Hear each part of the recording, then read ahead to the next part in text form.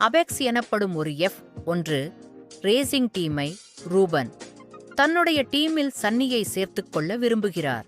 இதுவரை எந்த போட்டியிலும் ஒரு புள்ளி கூட எடுக்காத தனது டீமை விற்க வேண்டிய நிலையில் இருந்து காப்பாற்ற சன்னியால்தான் முடியும் என்று நம்புகிறார் ரூபன்.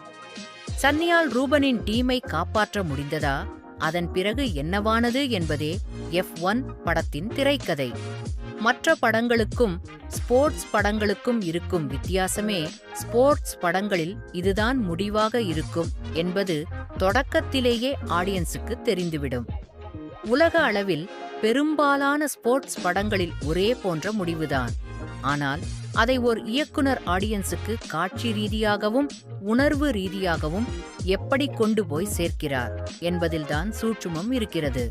இதற்கு ரேசிங் புல், ராக்கி தொடங்கி சமீபத்தில் வெளியான ஃபோர்ட் vs ஃபெராரி வரை உதாரணங்களை சொல்ல முடியும்.